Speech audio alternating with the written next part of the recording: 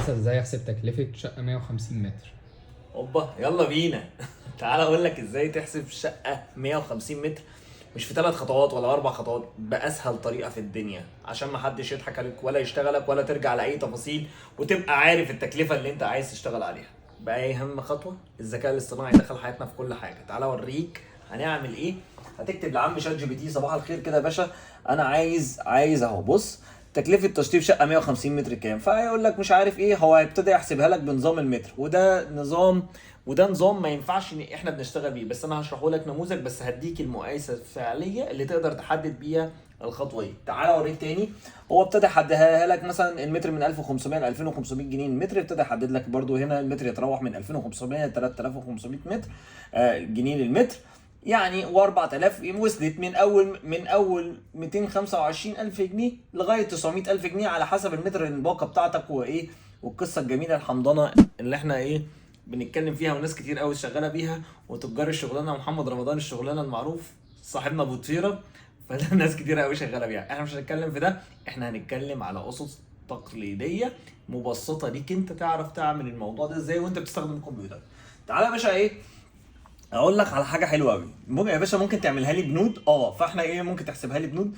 ابتدى يقول لي ايه، اول بند هيجيب لي مثلا اعمال المحاره. بص يا باشا، مع اعمال المحاره تكلفه المتر المربع من 60 جنيه ل 100 جنيه في المتر، الاجمالي 9000 ل 15000. ما اعرفش هو حسبها ازاي، بس خلينا نقول تقديريا لو انا عندي كالكوليت على الموضوع عندي سعر المتر، وبرضه هيتوافق على حسب الشروط والاختيارات اللي انا هختارها. دراع ولا دراع وميزان، ولا هشتغل قده ولا بؤج، ولا هشتغل اوتار، ولا هشتغل تأكيس وتربيع. فكل الحاجات دي بتختلف لسعر المتر، بس متوسط المتر ال 100 جنيه اللي فيما تحت ينزل معايا. طيب غير اسمنت والرمل بتاعته، فهنتكلم على البند ده. طب رقم 2 بند الكهرباء. قال لي بند الكهرباء يشمل الاسلاك والمفاتيح والبرايز والاضاءه والكابلات الرئيسيه والعلب ولوحه الكهرباء. تكلفه تقريبيه حاطط لك من 60,000 ل 90,000، يعني هي ممكن تتلم باكتر باقل من كده وايه واقل من كده، يعني ممكن نلمها متوسط 50 40 في الرينج ده فيما فوق. فانت بتتكلم من 40 او من 60 ل 90 الف جنيه ده تكلفه اجماليه. كالبند ده يمشي معاك تقديري في المنطقه دي. طيب تعال نقول اعمال السباكه يا باشا. ابتدى ينقلنا على اعمال السباكه، وقال لك هنا اعمال السباكه تشمل مواسير المياه والصرف ووصلات الحمام والمطابخ التركيبات النهائيه مثل الخلاطات والاحواض. يعني هنا الراجل اداك تقديري للبند ده من 75,105. تقديريا مظبوط لو انا حسبت القعده في توتال حوالي 5-6000 جنيه، وخلاط الدفن او الفلاش تانك بتاعها الدفن والسباكه والمصنعيه والتقديرا، فهو حط لك من 75 ل 105 حسب، وعدد الحمامات اللي عندك حمامين ولا 3. فكل الكلام ده تقديرا مظبوط برضو نفس القصه. طيب يجي يخش معايا في اعمال الايه النجاره والابواب والشبابيك. سعر الباب الواحد تقديريا من 6000 ل 10,000 في 5 ابواب، هو حسبها تقديريا. فالبند ده تقديرا يعني يبتدي يمشي معاك ايه نسبيا مظبوط من 6000 ل 10,000. هنقول متوسط الباب 8000 جنيه، فيمشي معايا في التقدير ده مظبوط لو حاجه بروفيشنال ومحترمه. نفس القصه.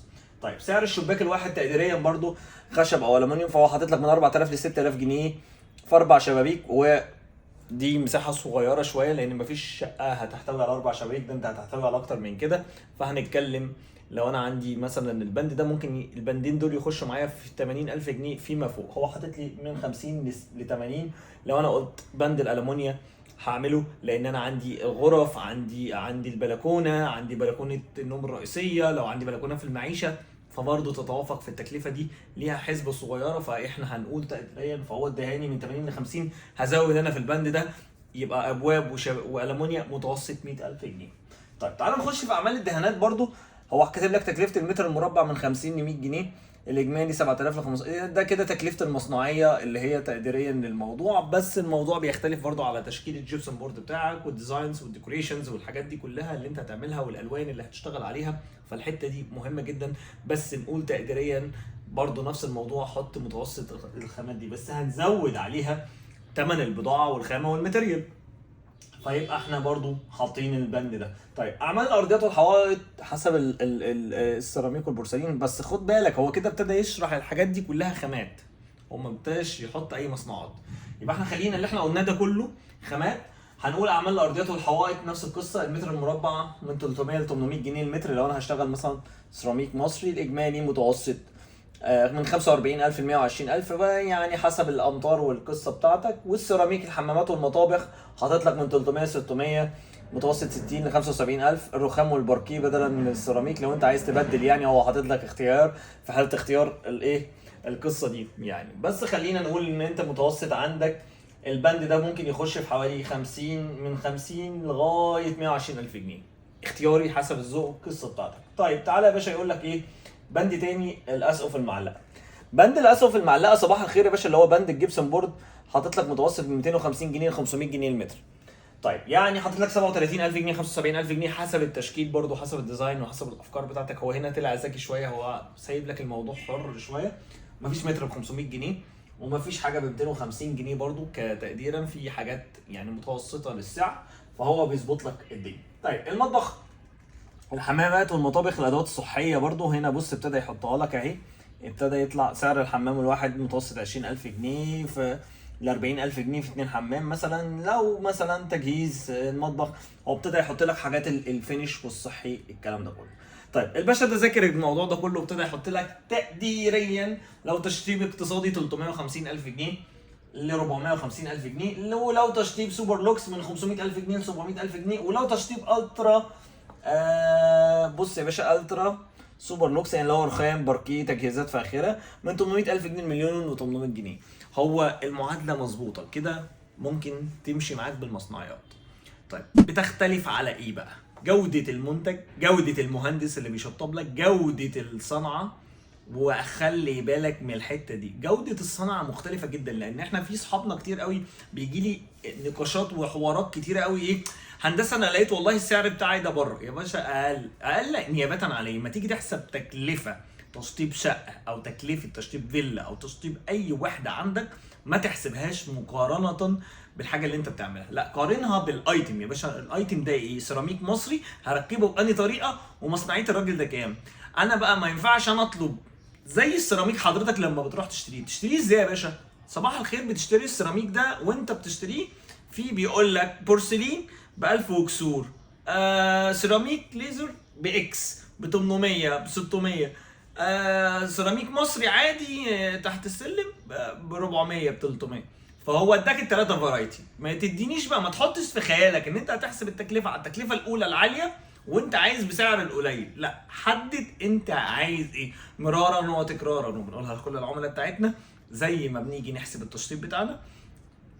العدد الامتار لن يختلف، والمصنعيه هي المختلفه، والخامه هي المختلفه. لكن يبقى انا لما اجي اعمل مقايسه وما اجيش اقول لك، لان في نظام جديد ابتدوا يبتكروه، نظام المقايسه. باشا اديني مقايسه.